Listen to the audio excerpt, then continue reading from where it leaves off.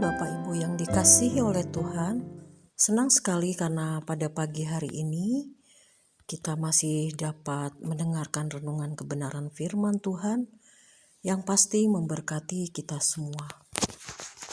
Judul renungan firman Tuhan pada pagi hari ini adalah Masih Ada Tuhan.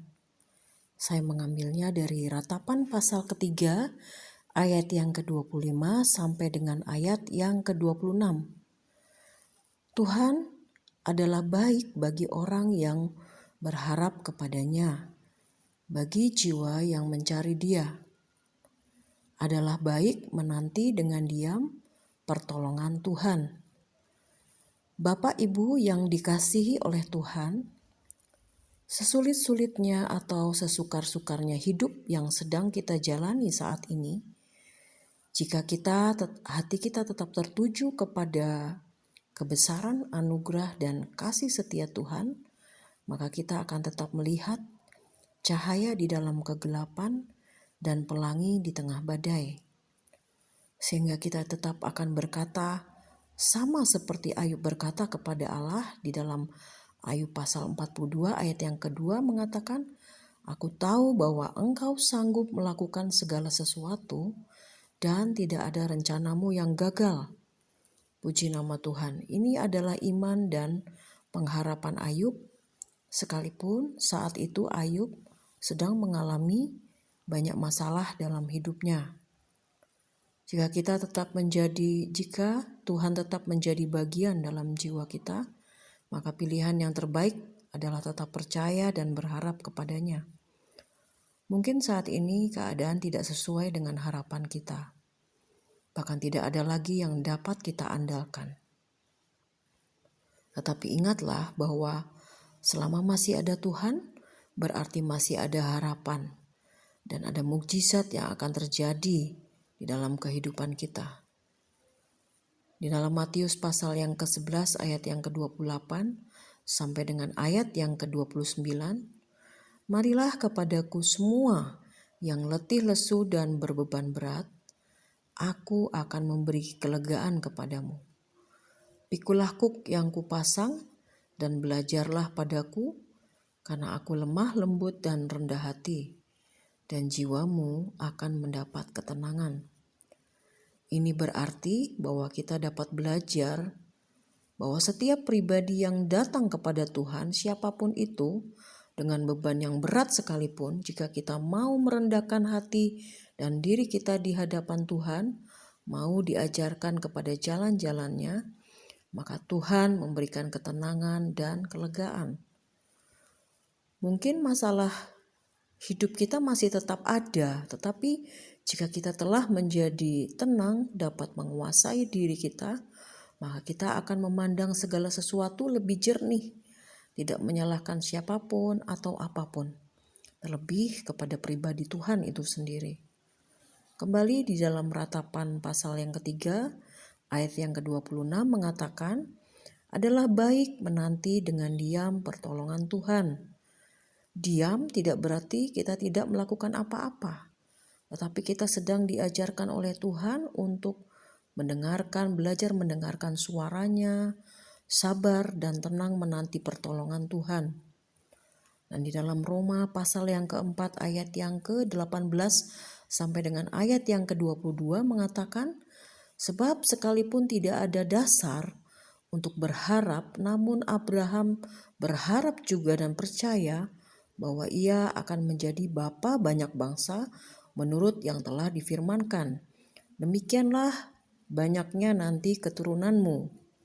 Imannya tidak menjadi lemah, walaupun ia mengetahui bahwa tubuhnya sudah sangat lemah, karena usianya telah kira-kira 100 tahun, dan bahwa rahim Sarah telah tertutup. Tetapi terhadap janji Allah ia tidak bimbang, karena ketidakpercayaan. Malah ia diperkuat dalam imannya, dan ia memuliakan Allah dengan penuh keyakinan bahwa Allah berkuasa untuk melaksanakan apa yang telah ia janjikan. Karena itu, hal ini diperhitungkan kepadanya sebagai kebenaran. Dari Bapak Abraham kita dapat belajar bahwa Sekalipun ada waktu yang panjang untuk kita menanti janji Tuhan, tetapi kita mau belajar bahwa iman kita tidak boleh menjadi goyah.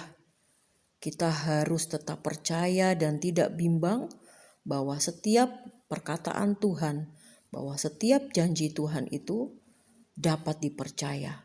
Janji Tuhan, iya dan amin.